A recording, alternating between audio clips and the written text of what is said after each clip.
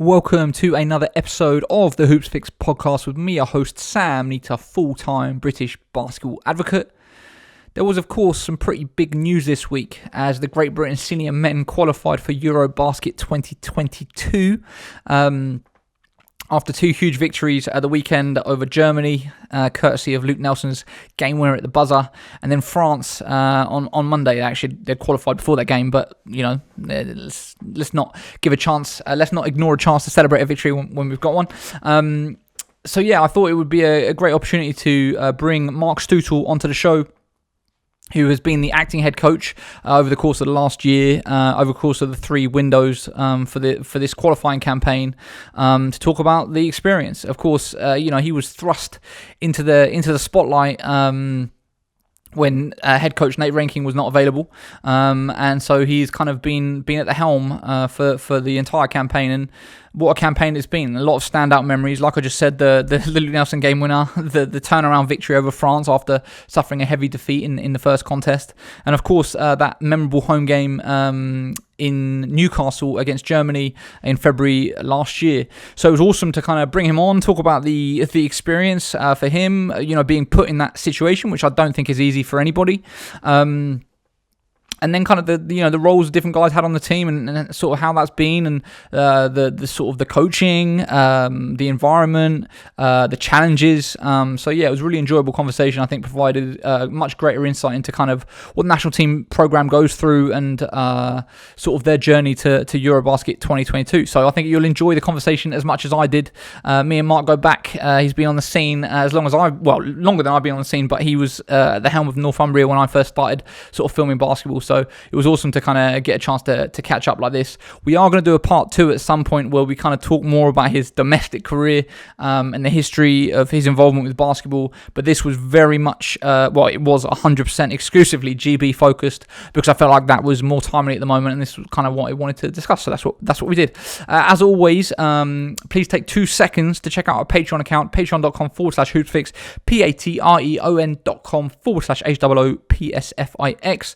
There you can sign up to give us a monthly or annual contribution of as much or as little as you would like to help us do the work that we're doing. For the price of a cup of coffee, for the price of a sandwich, for the price of a banana, you can sign up and give us a monthly or annual contribution to help us do the work that we're doing. It goes a long way to help fund these projects. So please go and check it out, patreon.com/hoopsfix. As always, if you're watching on YouTube, drop a comment below. Let me know what you think about what Marc had to say, and of course, what you think about GB's qualifying campaign. You can reach out to me on every single social media platform at Hoopsfix, and if you prefer some one-on-one interaction, drop me an email, sam@hoopsfix.com. Anyway, that is enough from me. Here is this week's show with Marc Steutel.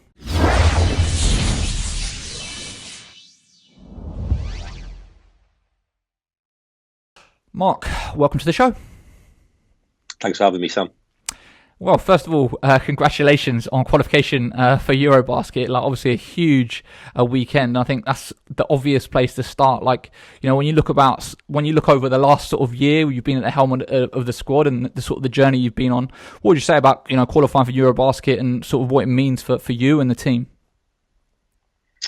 Thanks. Yeah, thanks very much. I've been overwhelmed. Like, I've been inundated with messages, and I think one of the things that within the British basketball community, you realise kind of how invested people are, and a bit of positivity kind of, I guess, within the climate of what's going on at the minute. So I've been genuinely kind of inundated from a range of people that I've had different cross pathways at different points. So that's been really, really pleasing. I think what it means is, I think you can probably see that in the way in which we've been playing. I think if you're about to watch what it means to the players, I think, even in the France game, which, a dead rubber game or whatever you want to call it, I think, you could see what it means to the group and what it means to the staff, to the players, to everybody. We want to be, competing consistently in major tournaments. We believe that we've got the talent base to do it. We know that GB has been on a journey, and probably post-Olympics and the build-up to Olympics and all that type of stuff. So we just probably feel that we should be there. We feel pride in being there. And we hope that we are continuing now to kind of build upon what it means to be a part of GB Men's program. I know that the group probably, sometimes see narrative that's surrounded about it, and the women's team has been fantastic in recent years. I'm a fan of the women's team. I've been watching what they've done, but we also feel that there's been a different narrative around the men's team, and I think that the players, the group, take that personally. So we're pleased, mate. For me personally, I think relief is probably the overarching emotion that was there instantly after the first game. I think relief that we'd been able to achieve it in a challenging group with challenging circumstances. I think just unadulterated relief, and then kind of when it set in, I felt proud of what we've achieved, Sam. I think it's been. Not to try and use cliches, but it really has been a journey, in so many ways. I think even like I was on the bus on the way to our last practice, and I was trying to work out how many days in the past 12 months we've been together. And I think it was like 27, 28 days of actually contact time within a year. So all of these little things where, it's kind of, you go through the space of like a regular season in such a, accelerated, magnified process. So everything becomes, under the magnifying glass. And I think at times, I guess the emotion gets heightened as such. So when we got the outcome that we wanted, I think, my personal feeling was relief, pride, and just, be elated that we're now, putting ourselves back at a major tournament. Do you feel like qualification was exceeding expectations that were put on you from whether that's other teams, within Europe? Like, do you think, at the start of this, when the groups were drawn, obviously seeing that you were in a group with, Germany, France, Montenegro, like, do you think seeing how it's worked out with you qualifying second in the group, do you think that's been a surprise for a lot of people? I would say so. Yeah, I would say so, kind of outside of our group. I would say that I think just yesterday I watched kind of Vincent Calais' post game interview, and he said that we were probably projected to finish last. That's based on rankings. I felt that there was an opportunity because of the competition format and the consistency that we've had within our group. I've been a part of this group since November 2018, so I feel like I've been able to actually observe some of the development and some of the consistency. So, cards on the table, when the draw was made, I'm looking at the lowest ranked team, Montenegro, and saying, that's pretty much going to be probably the decider. Obviously Germany had qualified already, and I think that the Germans, by their own admission, they looked at a couple of younger guys. They tried to bed some of those guys in. They're probably looking at guys that's going to solidify their position for the competition. And France, without a doubt, the overarching favourites to win the group. And, I've seen different narrative about, is it their B team, is it their C team? Listen, they're ranked 6th in the world for a reason. And, the FIBA windows, every single team goes through kind of not having NBA or EuroLeague guys. But, that French team had 3 guys that played at the World Cup in 2019. They added in Thomas Hurtel. And then there's probably 2 or 3 other guys that I think have played their way onto the final roster. So have we exceeded expectations from the outside? Probably. Did we just try and focus on controlling on what we could? Absolutely. Even the way in which the fixtures worked out, our first fixture being on the road in Montenegro, I was so disappointed that ended up being like an 8-point game, a 7-8 point game. Because I felt that, at the time, I was like, even if we'd on the wrong side of a loss by 3-4 points, at that point, I'm anticipating that we're playing them at home. I'm not anticipating that we're going into a bubble situation. And I'm thinking, that head to head. So, for us to be able to overturn the head to head and win by 15, that was kind of the game that before we got into the cycle we were looking at. And then, for us to kind of get the results that we did and finish 4-2, I think was a credit to the group. So I think on the outside, people probably didn't anticipate that we would finish second. I think that, it was always going to be us competing for that last spot. But yeah, just, overjoyed again that we finished where we did. Do you think internally you exceeded your own expectations. What were the conversations you were having with the team, and you heard sort of the team having within themselves about how they expected to do and where they thought they were going to end up? Yeah, we didn't talk about where we're going to end up. We spoke about qualification. That was always the goal. I try, I don't get it right all the time, but I do try to be really purposeful and explicit with communication. And in every message we spoke about was about controlling what we could. Every window we got together, we're kind of opening up with our approach to the window, what the opportunities were, and what the challenges were and how we could do it. And I felt like, repeating and the guys believing and trusting each other and having that consistency within our group.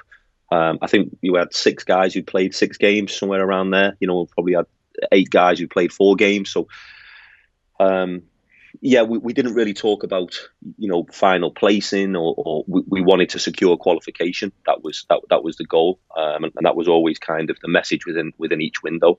That was my approach.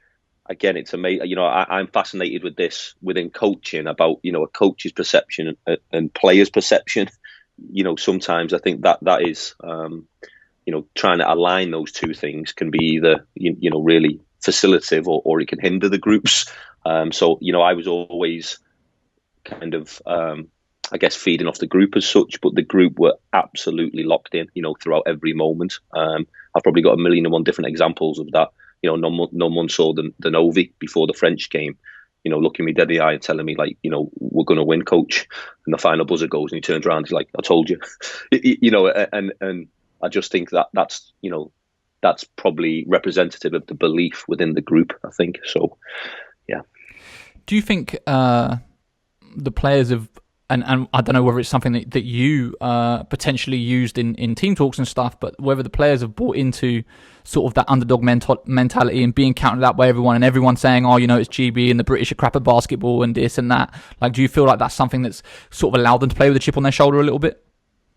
Yeah, for sure. Like, absolutely. And we've used that term. We've discussed that term within our practices, within our meetings, within any chance we got within our team. We use the term underdog. Some of the guys talk about, when our backs are against the wall, we fight.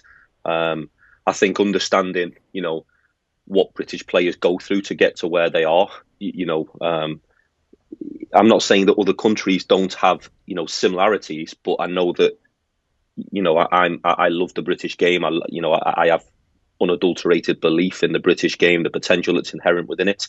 And I think that the guys do too. And we'd absolutely spoke about, what that underdog mentality means and how that transcends into our play. We actually discussed about, sometimes when you're the underdog, it can go one of two ways. You can actually, it can actually become counterproductive and you think that you're being victimized and you start looking a little bit insular and you start thinking about, well, we're the underdog and it can kind of tip the balance in being negative at times. The group didn't do that. They kind of went the other way and went, right, this is the challenge. This is what we need to do to be successful. We're going to fight like hell in being the underdog. We're going to, be together. We're going to share in each other's success. At times we might make the odd mistake. We're not going to dwell on it. We're going to have like a next possession mentality, and we're going to understand about accepting what it takes for the greater good to qualify. So, yeah, I think that mindset is really, really effective. I think it's shown how we play, the pride in which we play. Other teams in the group kind of commented on that, and I think that was evident with how we played.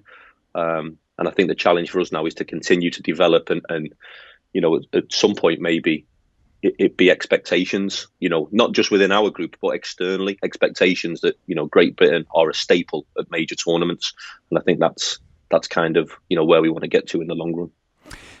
How much of a project, like when you're talking about sort of changing that perception, like how much of a project do you think that is? Like, over what period of time do you think that things need to happen for that to change? Like, is it a case of, potentially EuroBasket 2022, you go in, you make knockout rounds and you have a very successful tournament and maybe that's enough to put GB on the map, permanently, where it's like, okay, we're not overlooked anymore? Do you think it's something that, needs to be repeated success over a number of major tournaments? I mean, that's it, isn't it? That would maybe change that stigma or change that perception, I suppose. I guess the other part of it, there's so many variables, Sam. There are so many moving parts and moving pieces to success. And, you look at kind of the depth chart of players that we had, and that's people that were present within the window and players that weren't there. So I think that the strength of depth that we have in the men's group is exciting. I think for us to be able to kind of be that level of European consistency, it is what you're saying. It's ensuring that we're there, we're present at every kind of opportunity. I know that the guys are literally after the game, they're talking about the World Cup qualifiers and how we can kind of hopefully continue to build upon it. So yeah, we want to be consistently there, and I think that if you can sustain that over a long period, it's going to be effective. I think I'm probably biased on this as well, and I'm by no means an expert, but obviously the European kind of FIBA Europe, in my opinion, is the toughest kind of out of all of the regions, I suppose. And just in terms of you look at some of the upsets in the other games in this qualification period. Serbia losing some games, and I know again it goes back to that point of are there NBA EuroLeague guys available? But it is what it is. So yeah, for us, I think sustained period. Have I got a distinction on what that timeline is? No. I think that everybody within our extended group is probably counting down the days to September 1st, 2022, when EuroBasket opens, and hopefully we can go and and give a good account of ourselves, and again turn some heads, and maybe cause a few upsets. How much an advantage do you think the sort of these new FIBA, I mean they're not so new anymore, but these FIBA qualification windows have been for a country like Great Britain, where we don't have a bunch of guys playing at NBA or EuroLeague level, so we're not missing a bunch of guys, and we're actually able to field our strongest squad essentially for every window, rather than the likes of France or whatever, or Spain, who are bringing up other guys and have got to almost use it as a run out for this second team, if you want to put it in inverted commas, for this period. Do you think that's really played in our favour? I think that the competition structure has to be acknowledged for us. I think it does. But I would also just say that, our focus has been us, and I think my learnings throughout the windows was that less is more, and it's about consistency and continuity. I read something from Scoriolo after the World Cup win. He did a bit of a review on it, and again he's talking about obviously the depth of talent that Spain have, but it really was about him trying to get the best team and the best people to fill the role requirements of that team, and that's the Spanish who have got that level of player that you're talking about. So yes, I think that the competition structure provides opportunity for nations like ourselves. But again, Montenegro played in the World Cup, and whilst they were a few players down, Todorovic, a couple of guys playing in the ACB EuroLeague, they're still a quality team with that heritage who are ranked where they are in the world for a reason. So you have to acknowledge it, Sam, and I think people on the outside do. Does the competition structure provide opportunities not just for Great Britain, but maybe some other nations who are where we are? Yes, and I think FIBA, in terms of how they've structured that, I think one of the purposes was to get nations like ourselves to get games on home soil, so we can start growing the fan base on home soil. I also think FIBA have been smart in, I guess, upsets happening, etc., that might not have happened in traditional ways, and does that grow the game and grow interest? So, yeah, I don't want to dwell too much on that. But I think we have spoken about the competition structure provided opportunity for us because of consistency. And, we've got guys playing at top leagues around Europe. And, these guys are selfless, and they sacrifice, and they, when they're struggling with niggles and it's the back end of the season, they drop what they're doing and they commit to the team in an instant. So, are they thinking about, we can go and beat this person because of, they're missing guys? No, we prepare the way where, guys are in front of us. We do some advanced scouting, and we try and, devise a way for us to be successful. So you have to acknowledge it for sure, but it's not something that I'll dwell on as such. When you talk about squad selection, just there you mentioned continuity and the importance of having that consistency of a group.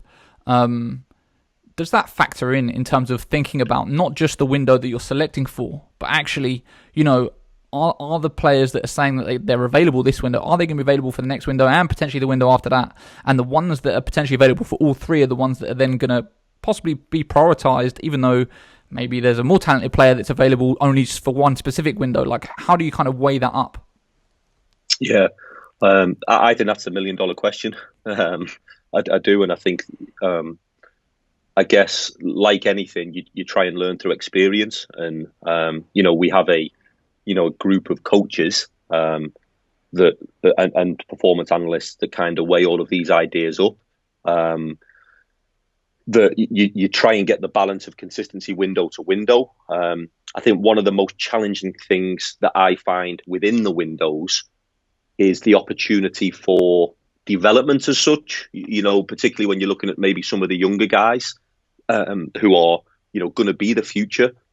These windows really don't provide opportunity to kind of specify on that, to allow guys to play through mistakes. You're literally competing for like the playoffs in a regular season where, most teams shorten the rotation, etc. So, you're literally kind of competing to win now. Do we want to have like a strategic overview where we're now looking and saying, look, we've got 3 competition windows. Hopefully, can we get together outside of a competition window to continue to build upon what we're doing? Yes, it's a part of it. People will talk about positioning, who is the next kind of GB point guard, who's the next GB big, who's the next. So all of these factors, who's available now, how do we succeed now? How do we get to where we want to be now? How do we look short term over the next few windows? How do we look longer term? So I've probably done a politician thing there and haven't given you a definitive answer, Sam, because in my opinion, I don't think there is a definitive answer. I think that you have to be able to say, what is our goal? Can you work backwards? Who realistically is going to be available? And what are the requirements of the team? Is that how we want to play? How can we continue to progress? And we kind of go that way. And that's the hard part, I think, for players at times as well, because it's very nuanced and it's very layered based on all of those things: style of play, tactical approach, availability, acceptance of roles, all of these things. It's a positive conundrum to have. I'm pleased that we've now established ourselves as to being at the next competition, and I think it's definitely going to take a little bit of time to piece together strategically as such. If the program had more funding and resource, is that something that you'd like to see potentially, like a sort of a training camp, if you want to call it that, or bringing together where you can bring together potentially a bigger squad for a longer period of time, where the focus is on development and sort of looking to the future and working out how things are going to piece together. So because obviously the windows, like you said, like you're coming together for how many days before you go into it, and you've got 2 games. It's very intense. It's like you have to win. There's no two ways about it. But yeah, do you think that is potentially a happy medium where it's like if the program did have more funding and resource, you come together at some period of time for a couple of weeks, whatever it might be, and then have those spots for potentially junior players to come through, get that exposure to the senior team, and then sort of be able to sort of piece together stuff for the longer term? Yeah, absolutely. We're kind of discussing that at the moment, and it's something that we want to do. You mentioned the keyword funding because that's kind of the reality behind it.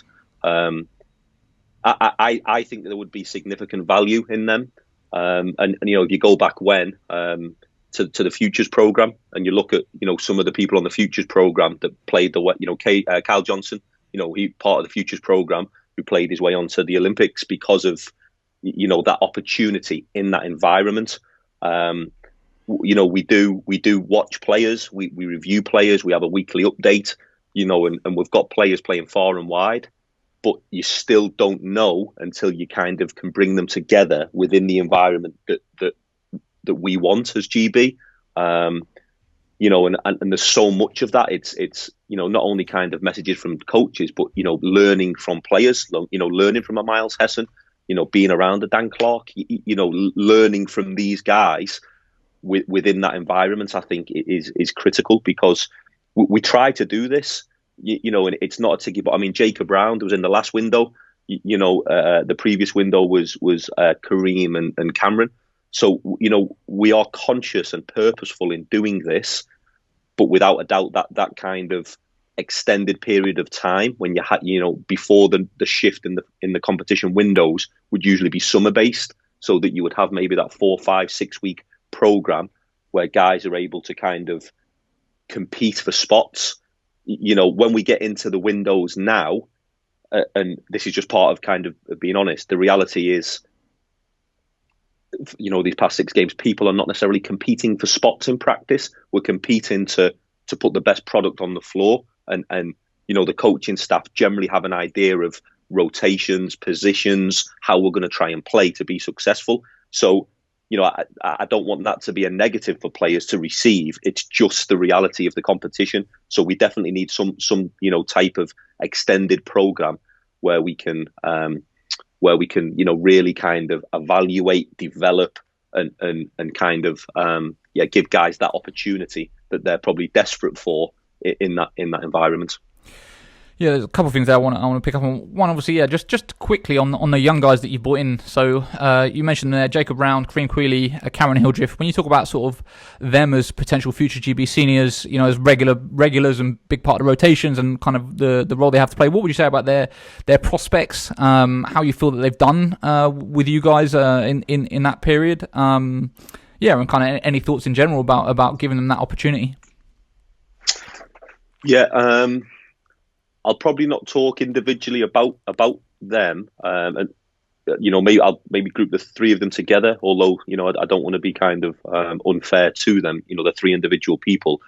I think what we've tried to do is give people that exposure to what these windows are like, to to kind of the physical prep side, the loading side, the tactical scouting side, everything that we're doing. The 3 of them, conducted themselves extremely well. They're professionals. They like sponges. Examples of was maybe, I don't know, looking at some 5-0, and we'll go through 3 or 4 different things, and maybe one guy ahead of them needs to step out for 5 minutes, and the other person coming in and being able to kind of execute the same way. So, that might seem something on the outside of our group, that might seem something minor, but for us in the group, it's not.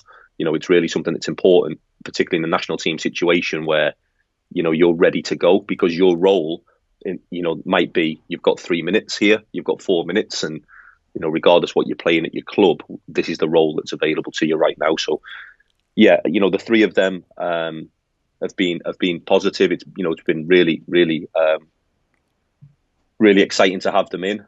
Jacob in the last window, I'll talk about it just because it's the most recent in my mind. But he practiced well all week, and whilst he played 3 minutes against France, I'm looking at it and going, well, all week he's been on the floor practicing, competing against a Teddy, competing with a Tariq, understanding what it is that we're trying to do. And there is something about experience being the greatest teacher, and the next time that he comes in, does he feel more familiar, more comfortable in that environment? Is he? And that's what we're trying to do within those younger guys. And we've mentioned those 3. There are other guys out there. We do kind of observe far and wide. But yeah, we are. I'm on those 3. I'm big on them. We've got to stop. Listen, there's a part of it, and it generates interest. But we have to stop, in my mind, understanding and putting pressure on, and where's this person going to be? Can this person get there? I get it. I acknowledge it. But from my standpoint, I think we want to allow them to develop. We want to allow them to grow. We want as many younger guys playing for the GB national team in the future as we possibly can. And just because we've mentioned those 3, I'm really excited to see their growth. And then the other thing I wanted to pick up on was the fact that you did mention there that essentially, during these windows, players aren't playing to essentially change their spot in the rotation and get more minutes. It's like it's almost already set. Has that proved challenging, not just for you, but also for the players as well? I would assume that, when you're bringing in GB guys, there are a lot of egos. Everyone's used to being the man or whatever, and they've all sort of coming together for the greater good. And there's going to be some guys that are going to be playing more than others. Has that proved challenging? Has there been difficult moments where players want to play more and they haven't been able to for whatever reason because there are rotations that are set, and then they haven't been able to prove themselves because of the length of the windows and the way that it's kind of working? It's been probably a challenge for me, but I don't want that to sound negative towards the players, and that's only been like I know it's oxymoronic, but I would say that's a positive challenge for me because people are practicing well, they're ready to play, and as you say, they are playing a certain type of role within their club, and that role kind of at this moment in time might not be available for what I see within the national team, but I can only talk to how people have excelled within our group, and different people at different times, practicing the right way, really making sure that we are, we're putting pressure at this element of our offensive focus, or we're trying to guard something this way, and then staying absolutely locked in, from top to bottom on, scout detail or, I don't know, a key to victory, communicating that consistently. So all of these things, our squad is important, and what I don't want people to perceive is, okay, we only rotated 9 in this situation, so the other 3 were told that you're not playing. No, that's not the case, but players are very smart and they're very aware throughout the week. Sometimes, you've got 2 different groups of players and you're rotating a certain way in the week. And you always want to kind of, communicate as much as you can about, look, this is the role that we need you to play right now. So has it been a challenge for me? Yes, because, I want people to feel fulfilled from being in the environment, and a lot of players, who are professionals, whose career are based around maybe statistical outputs, that they're used to having that kind of responsibility and requirements on them. So, but that's not a reflection on how they are in the window. I honestly, Sam, I'm not just. I've had 6 games. I've had 3 windows where I've had a group of people that came together, competed, and kind of committed for the greater good. And that's the biggest kind of compliment that I can give those group of people, where it's really about the outcome that we've got what we've got. So it's just one of the parts of, I guess, national team basketball at this level underneath the competition requirements. So it is something that's a factor. It's something that I consider, but from the player's standpoint, for me, it's like, listen, use this opportunity to compete, to get better, to enjoy practice sessions, be ready, because you never know what happens in these games. Stay ready. Different people's roles has changed slightly, game to game. There's if people were to go back and watch different windows, I might have rotated, a person here or a person there based on the feel of the game, the matchups in that game. So everybody has to stay ready, regardless whether you perceive yourself to be in the first 5 or outside of that. So it's a balance. It is a balance, and I'm not sure that I've got that right. I'm not. It's something that I'll reflect on. It's something that I'll continue to try and develop. But I just, having a group of committed players with exceptional leadership within the group definitely makes that a little, the burden of that a little bit easier for me. Talking about staying ready, like, of course, the big thing that we haven't spoken about here is, of course, that you were thrust into this role as the head coach. You're essentially you are the assistant coach. Nate Reinking is the head coach, and at the start of it was the February window 2020, I believe. It was clear that he wasn't going to be available because of his G League commitments, and kind of you were going to be given the nod. Like, there's obviously a bunch of different stuff to go into here. But I guess starting with, like, when you first found out that you were going to be the acting head coach, kind of what your reaction was, how you felt about it, and whether or not there was any, I guess, hesitation in your mind about whether or not it was something that you wanted to do. Yeah. So I'll try and answer it from my role from November 2018 was an assistant coach, and I was so fortunate in my kind of mind to be afforded that opportunity. I've always tried to be in and around the national team where personal life commitments have allowed the balance to do that. So Mark Clark, I think kind of and Lloyd Gardner gave me the opportunity after the under-20s when some people in the previous administration, when I had to step down from a national team, had said that I wouldn't be getting back in. So I can't explain to you how appreciative I am of that opportunity. I'd kind of stayed around as an assistant since then. And I was very aware that my role was obviously to try and offer some input when Alberto had stepped down and Nate came in. I think there was an idea of having some consistency on the staff.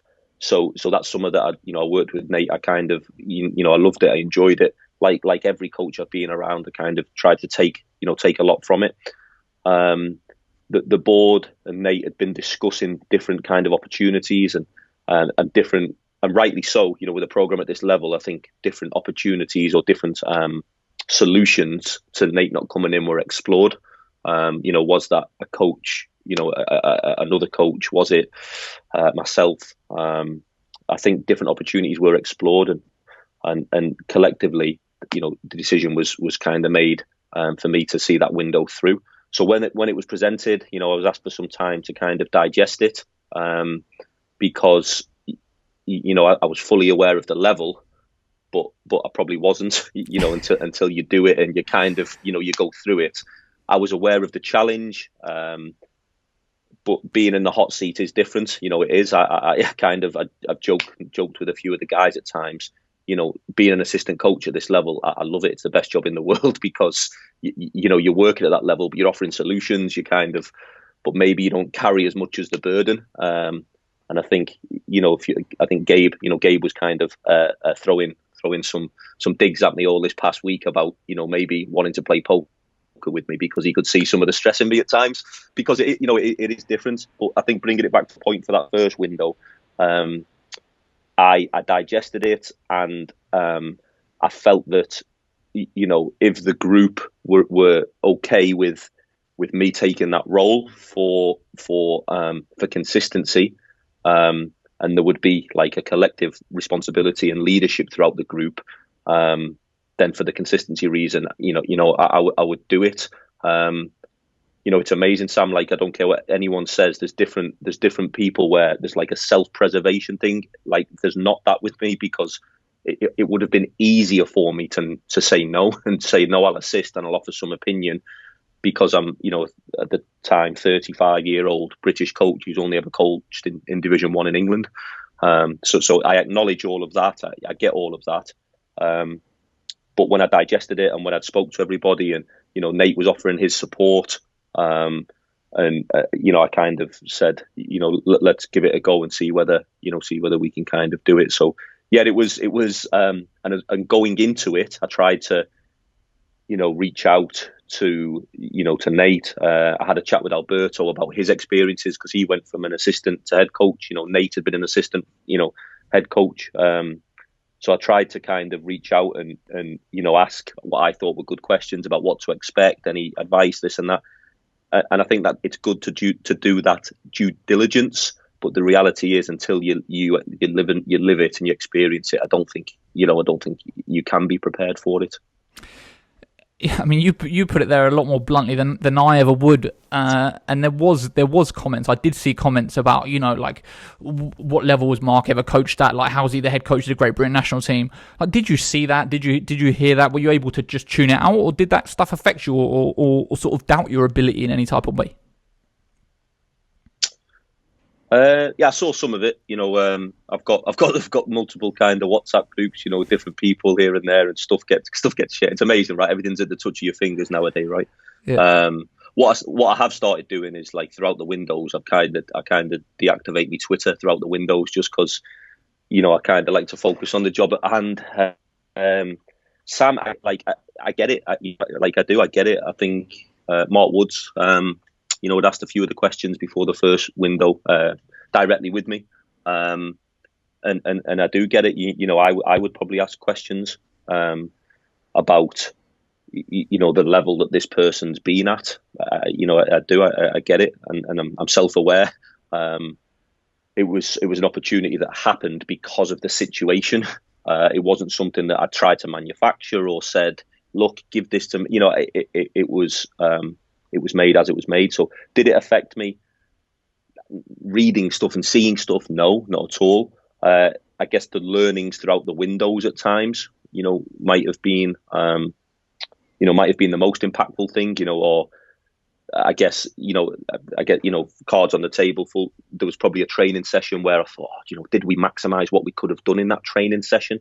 Because again, that session was what I'd thought we needed to be successful. But I think, after the first window, the thing that I've tried to live and breathe is less is more. I felt like I tried to do a little bit too much in the first window in terms of inputting and instruction stuff. So I felt like that's an area where, I have improved. Again, there's other areas that I would like to continue to improve upon. I think coaches, we always tell players, you've got to improve this part of your game, this part of your game.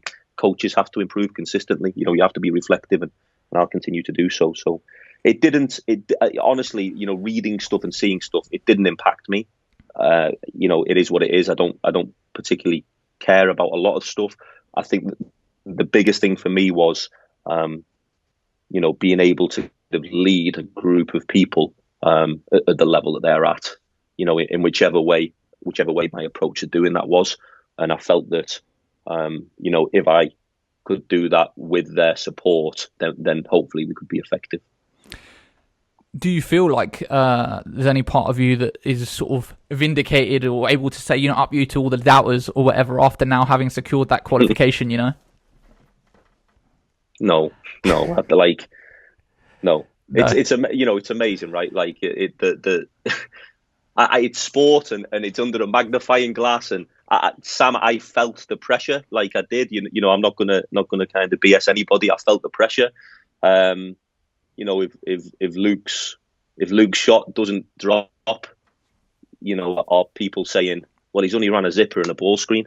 Why hasn't he ran something a little? I'm sure that kind of it's elite level sport, right?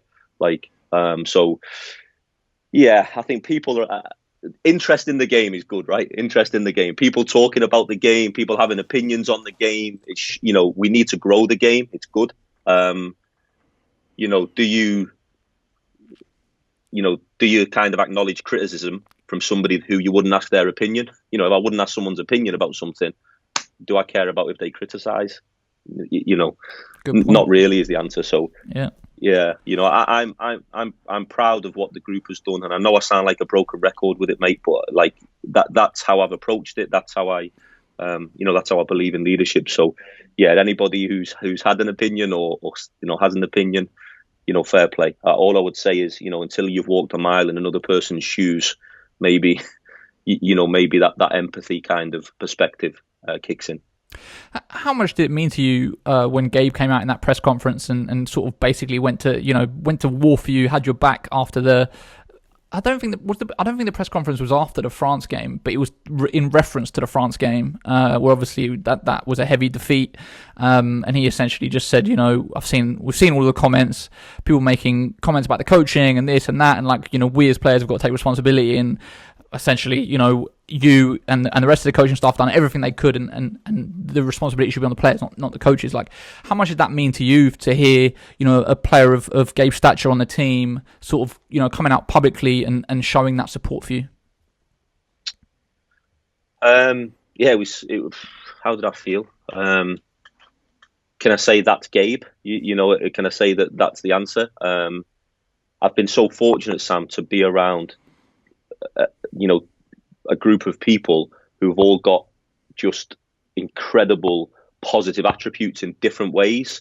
And Gabe is probably the most professional player that I've been around. He's got a unique ability just to lead without talking. people generally sharing Gabe's success because of the character of the man that he is. So Gabe obviously in the Montenegro game where Gabe kind of put us on his back, and I can't remember what his stat line. He finished maybe 27, 28, I think, somewhere around there. I can't remember off the top of my head. But he led our defense, I thought. I thought he literally established our defensive tone. And, he caused problems all night, and he made big plays. And he was instrumental in that game, as a lot of people were. So for him to come out and kind of, show a united front was really positive kind of for our group. He actually pulled me after the France game, the first one. He actually pulled me and said, like, we've got it. Don't worry, like, we've got it. Like, we're there. There was some things in approaching the French game, like tactically. I think that, I could have done better. So there is that part of reflection that I'll always have as a coach. But I think for Gabe to come out and kind of, make a statement about, responsibility from everybody within our group is how I interpreted it. Kind of showed the resilience in our group, I think, and the togetherness. So, that's people talk about different things. I'm not saying I need Gabe to say something nice about me. Winning and losing is important, but for me, it is those kind of, I guess, moments or relationships or different times that I probably cherish the most about coaching. At any level I've worked at. So. Yeah, I haven't got enough positives about Gabe and what he kind of commits for the national team. I'm jumping around a little bit here because there's a few different threads to go on to, but how has the dynamic worked with Nate? Like how much communication is going on? How involved is he? Obviously, he's not there physically for the windows. Is he watching the games? Is he speaking to you after the games? Is he telling you what to do? Is he involved with the selection? Like, kind of how is the dynamic working with the coaching staff at the moment with his absence? Yeah. So, I mean, one of the things, like, Nate is our head coach, right? And I've seen Nate from a distance. I think people need to acknowledge what Nate has given to Great Britain. I think people need to acknowledge what Nate has given to Great Britain. And I think people need to remember his history with Great Britain as a player, as an assistant coach, and taking on head coach responsibility within a very, like a needs must situation. And, we're not in this qualification period if Nate doesn't maybe steer us through 4 games in Kosovo and Luxembourg. And you can talk about the level of opposition, Sam. I'm talking about, Nate's contribution within that. And I think, I really want to be explicit on people acknowledging Nate's service to Great Britain. And I think people, probably need to be reminded of that. Nate's in a situation where this is probably the job that he's wanted for a long time, and he's earned. He has earned this job. He's an incredible coach. He's I've seen his ability to get players to run through a wall for him. He's very intelligent, very experienced. So Nate is the head coach who ultimately kind of signs off on decisions. Nate has been, if we're talking about player selection, etc., these things Nate and I will, and the other staff will discuss it. But like any head coach, Nate does and should have that autonomy. Nate has, he and I have been through this process where we've probably learned about it as well, because we didn't really know what it was. He's provided me with pretty much what I've asked for. So when I've asked for support with, some I don't know, a situation or some ideas, he's offered it. He's also said, I'm not here in the windows to micromanage you. I know what's happening. I'm here if you need me. He's reaching out consistently throughout the windows. He's invested, he's communicating with the players. So yeah, I mean, does Nate want to be coaching the windows? Absolutely. Do the group respond to Nate? Absolutely. That's kind of, it is what it is. So from my standpoint, I don't feel like this is probably more a reflection on me than it is on Nate. I think in the first window there was maybe a lot of me thinking like, oh, what would Nate want? What would Nate do? But that's probably because, like I say, that's probably more me as a person, not like a directive from Nate. And I think I got a little bit more comfortable over the previous 2 windows with having that guidance, him and I discussing how we're going to approach things. He's watching the games, he's got his ideas on what we should be doing, exploiting things, etc. And we agree that collectively. And then when we get into the windows, I felt a little bit more comfortable in reinforcing those ideas without kind of thinking like, what would Nate do as such? There is the sentiment now within the basketball community from numerous conversations I've had and things I've read and things I've listened to is that there is, I do feel there would be a level of shock, outrage that if in EuroBasket 2022 you weren't given the reins. Maybe you're not the person to ask the question to, because I don't expect you to say otherwise, but like, has there been conversations about whether or not you'd potentially be able to take the reins in that major championship? Or is your understanding and the conversation always been that the moment that Nate's available, he will be the head coach again, and you'll revert back to being assistant? Yeah, I mean that's what I've to be kind of explicitly clear, I was asked to be whatever the title is, acting head coach, interim head coach, whatever, for the windows. That's what, no one's had my arm behind me back and said, you need to, like, that's the opportunity that was presented. We felt collectively that was the most consistent thing for the group at that time. And we've achieved what we set out to achieve. So that's kind of my take on it. I was asked a question after the game, the similar question, and I imagine that the question might arise. No, I'm not here saying I deserve this, I deserve that. The job in which the coaching staff have been supported by an incredible staff. The performance staff, I don't like the term support staff. The performance staff on the medical side, incredible. The players just need to take the most amount of positives. That's the job that I was asked to do. I was asked to, see the windows through. So, yeah, that's what has been made clear to me. There hasn't been any other discussion, any other dialogue, and I don't expect there to be. I am. I've said it to Nate multiple times. I'd appreciate it if he could be here, because I'd like a little bit more sleep in the windows. I feel like I age. I feel like I age a lot throughout the windows. So, that's kind of where it's at for me, Sam. Okay, makes sense. Just to go into some of the games, I guess more specifically, starting with the most recent ones this weekend. Like, I guess the France game, like, when you compare the 2 games, just the results are obviously massively different, but also just the game in itself was massively different. When you look at the first game against France, I think the opening quarter was 24-5 or something, insane like that, and it was pretty much over from that point on. It was just done.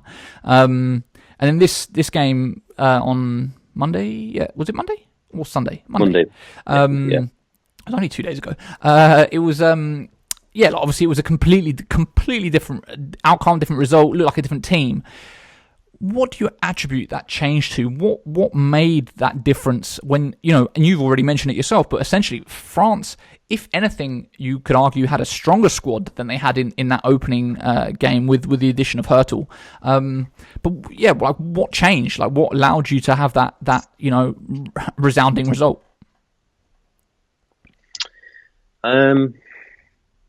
So the way the first game went, that's what I alluded to before, and there was one thing tactically that to start the game I didn't get right, and we had to kind of make an adjustment, and I felt at that point we were kind of what was that? What was that? We were tactically? kind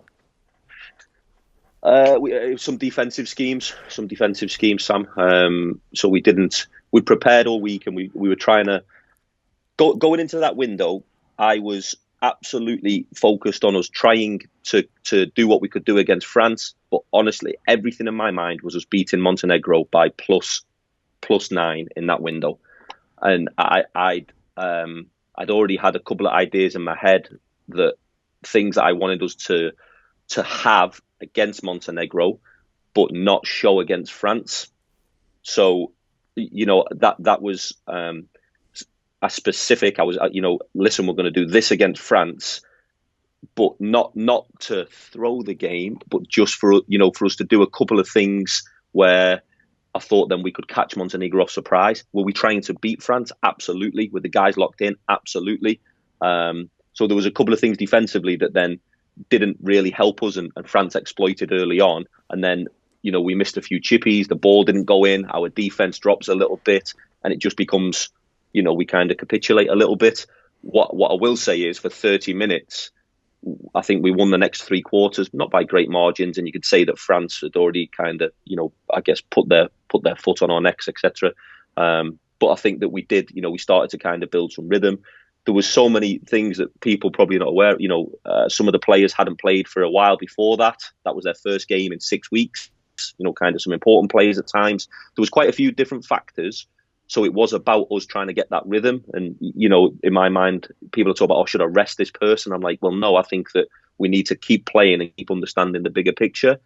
So, in that window, my success measure for that window was beating Montenegro and getting the head-to-head. That was a success measure that I thought in that window. So did I like how we started? No. Did I envisage how we were going to start? No. I thought that we would be able to compete and make it close. In the second game, whether it's that kind of, we've won 2 games, the belief in the group a little bit. I just felt that defensively, we've got better and better each game. Guys trust each other more defensively. The disruption that we have the ability to play different ways based on our lineups, based on who's playing the 5, who's playing the 4, who's playing the 3, what our guard lineup is. So I just felt that defensively, we kind of were really disruptive. I thought, offensively, when we move the ball, we get some paint touches and we share the ball well. No matter what it is that we're running, we see the ball go in. I think we're a dangerous team. So I don't think there's one thing to attribute it to. I think that we did really well. Really well across the board. Statistically, I think we were 25 or 25 from the line. Off the top of my head, I haven't got the stat sheet. I think Ovi shot 82% from the floor. I think in the second game, he was just a matchup nightmare for them. I think old Dan Clark, out there like slogging with the 5 defensively, which was good. Tariq's defensive pressure. There was a spell in the third there in the France game where the ball screen hurt us a little bit, and you're in the moment and you're trying to find a solution, because what France are really good at is if they find something, they did it in the first game, if they find an area where they can exploit it, they'll just run it to death. And it sounds straightforward, but they're really good at kind of going through the options like a chess game. That, right, we're going to stick with this set and we're going to exploit you here. And in the third, I felt that they did that just kind of with their middle ball screen set. And again, in my head, you're trying to ride it out with, what's the solution? What can we do? And, I think at one point I'd looked round and I was trying to think of something. And this is what I love about our group, Sam. Tariq, who was on the bench, is up talking on a dead ball situation. I think France have scored 5 or 6 points consecutive, and Tariq's talking to Teddy about the same solution, and then Teddy's able to go and I know, people might say that's not, but I think because of that trust in the group and because of that belief in the group, we're able to go and do those things. So there's probably not one factor. We played well across the board. We out-rebounded them. We got to the free throw line. We shared the ball. Different guys got going at different points. And in the game against Germany, obviously, we've got to talk about the game winner. You've mentioned it briefly already, but when you talk about that final possession, seeing, I guess, the moment that you saw the shot go in, like, what were the sort of the overriding feelings that you had? Like, there is no more dramatic way of winning a game, right? And I know, like me, I couldn't believe it. Like, watching the game, I let out a big yelp. It was just unbelievable. But yeah, like, I would love to hear sort of your reaction and kind of what your mindset was, the intention on that last possession. Was that exactly how you drew it up? Like, what were you thinking? So my mum, Sam, I've got to say this, right? My mum, I speak to her after the game and she's like, do you know what that was like? I says, go on then. She says, it was when you were playing in the Manchester Trafford League for under-13s and you hit a game winner. I says, so I think anyone who knows me, I don't protest to being any type of player at any level. But anyway, it's, parents have a unique way of bringing things into perspective, I think. So, like, I love my mum, God bless her, but, she was kind of, describing it as the same as an under-13s passerelle game. Yeah, what did I feel? Emotion, relief, joy, utter euphoria. I was elated. Honestly, I was elated. I felt like the last 2 minutes, I felt that even if, we had a couple of turnovers, I just felt like defensively, honestly, like a sense, and you can't quantify it, but stood there, with the guys, I just felt we were like a wall. I just felt like they had no solution to the defensive pressure. I think Ovi gets a steal and lays the ball in with a minute to go. I think, Miles' steal on Benzing. Tariq was a brick wall. Like, he just could not be moved. I say this a lot. I mean, I know Luke kind of took a knock, went out and come back in, but people don't understand how good a defender Luke is, and he's really kind of focused on that, over the previous few years. BMOC,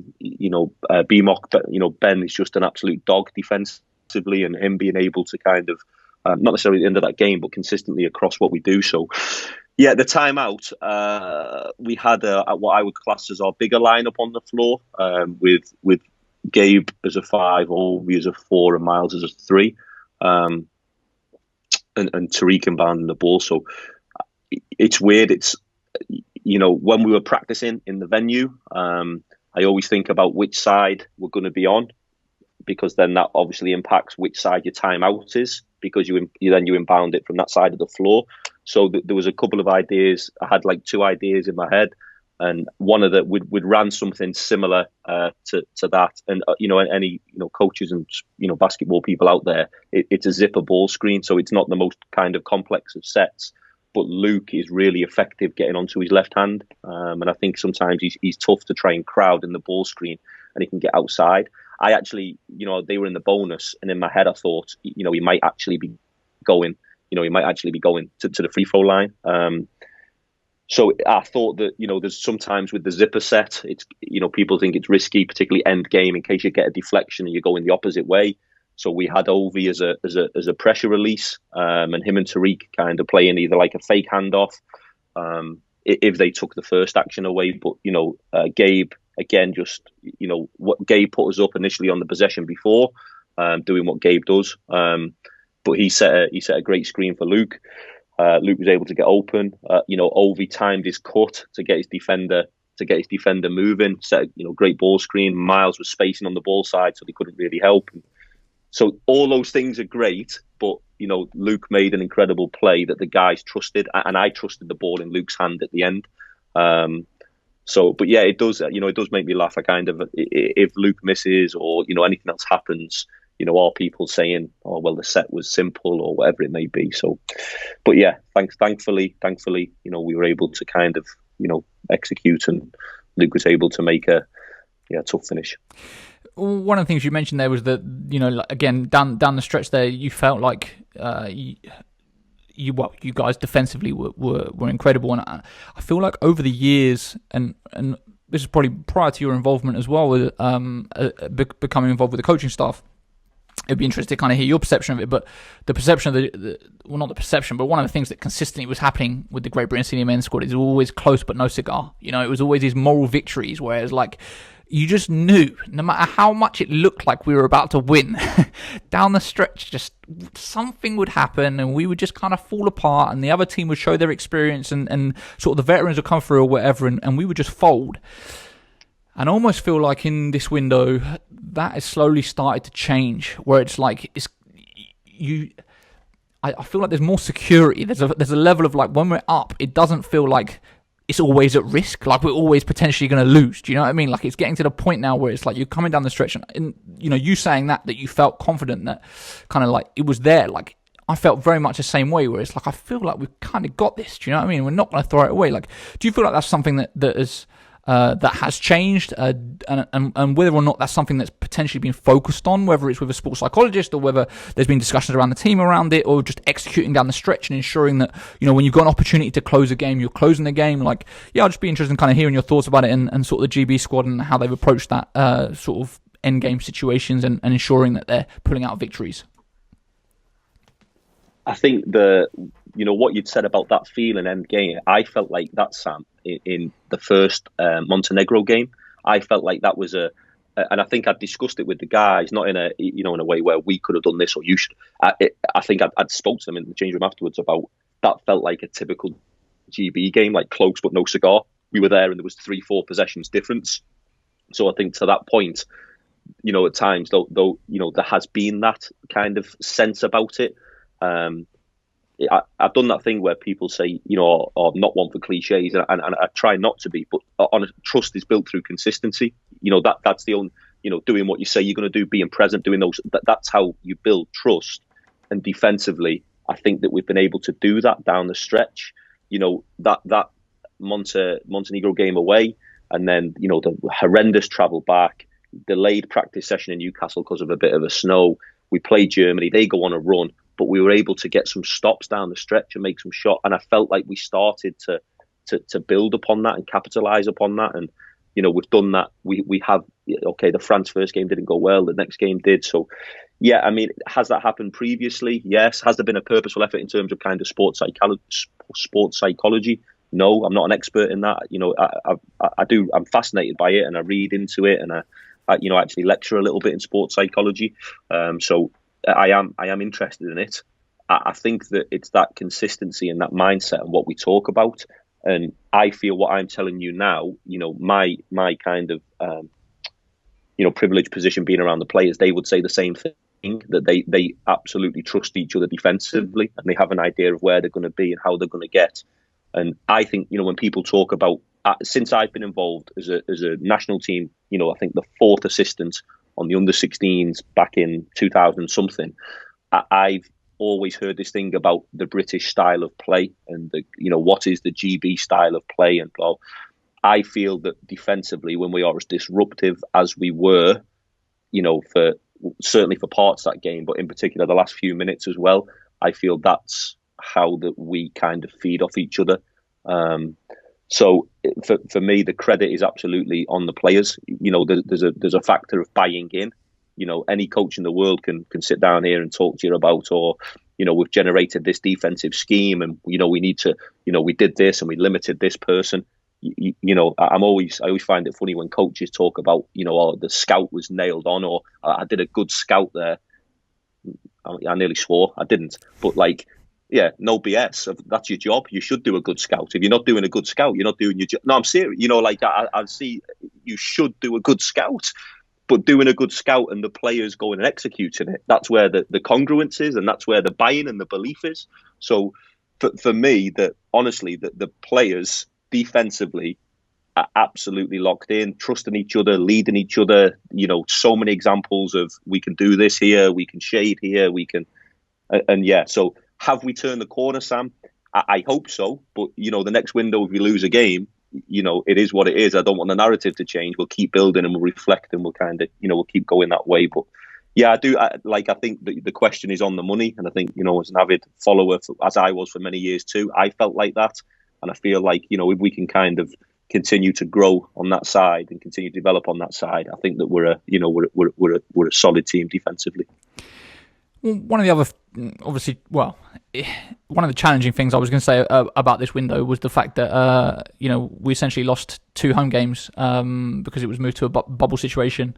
Of course, with COVID, they would have been played without fans anyway, so you could argue that maybe it wouldn't have made as much of a difference.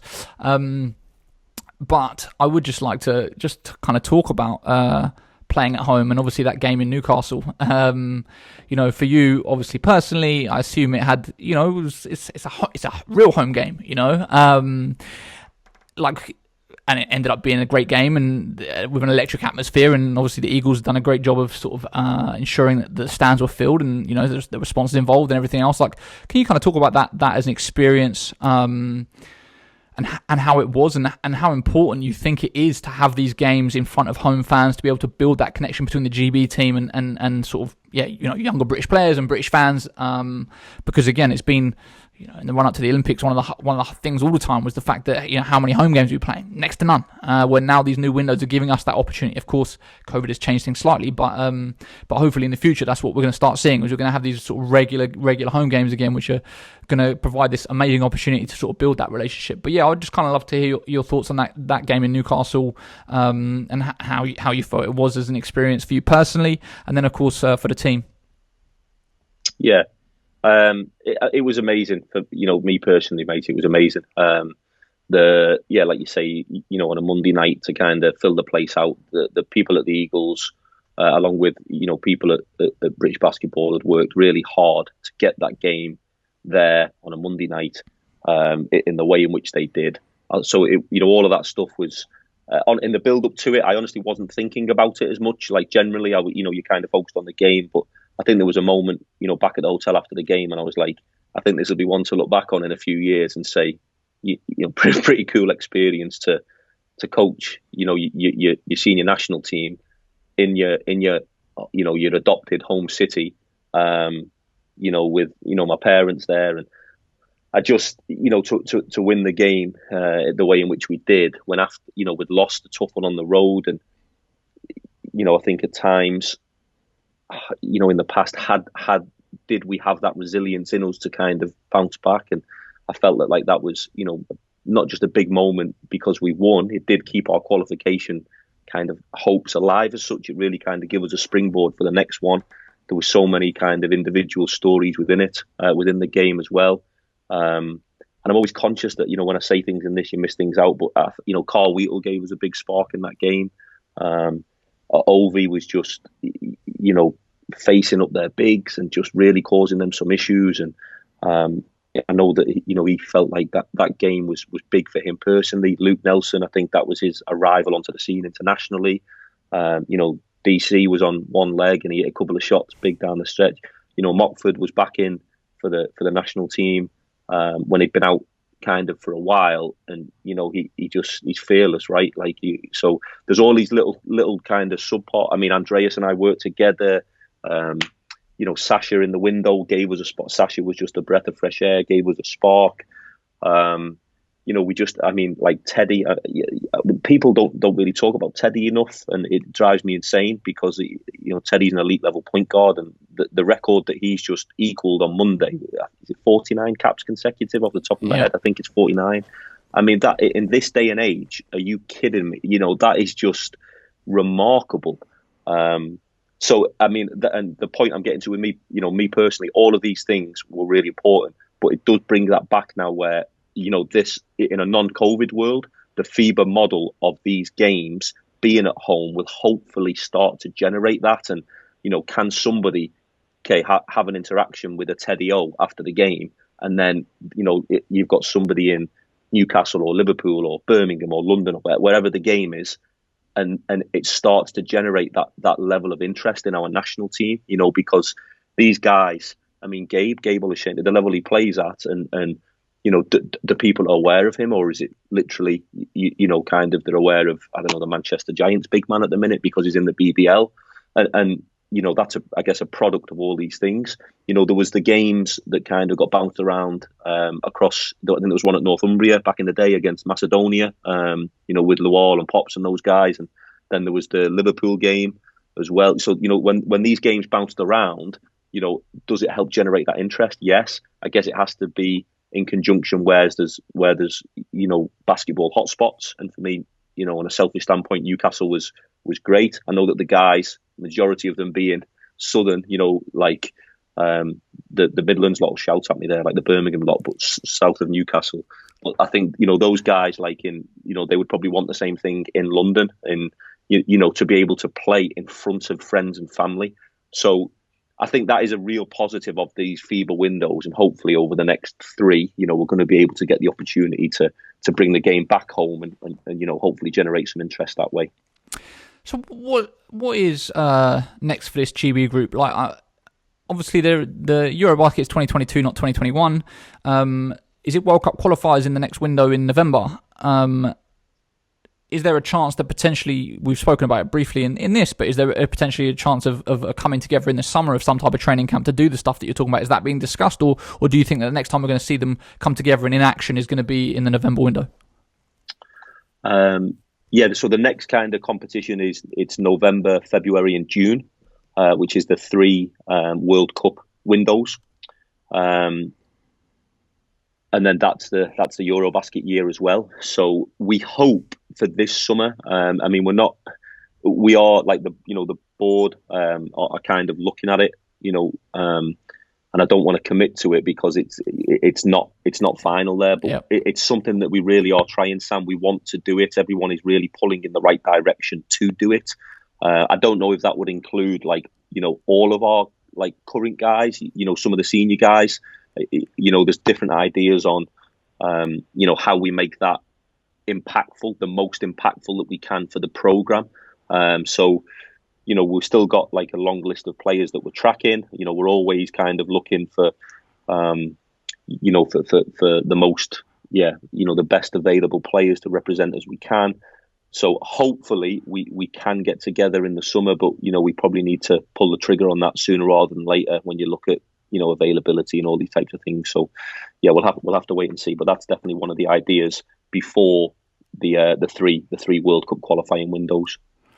Cool. I think I'm all out of time here. I think this is a perfect place to leave it. Like I said before we started recording, I would love to get you back on at some point to actually do a proper career retrospective, talk about the whole Northumbria situation and sort of your domestic career as opposed to just the international stuff. But this, I think, was timely just because obviously the window's just been done, and I think there's a lot of interest in GB at the moment. So it's really good just to go in depth on kind of everything that's been going on over the last year and kind of get a sort of behind the scenes look at it all. So thank you so much for taking the time. Again, congratulations on all the success, and hopefully I will see you very soon. Sam, thanks for having me. I know kind of people say it a lot, Sam, but genuinely kind of appreciate what you do for the game and so on. So thanks for having me. Keep up the good work. Thanks for doing what you do.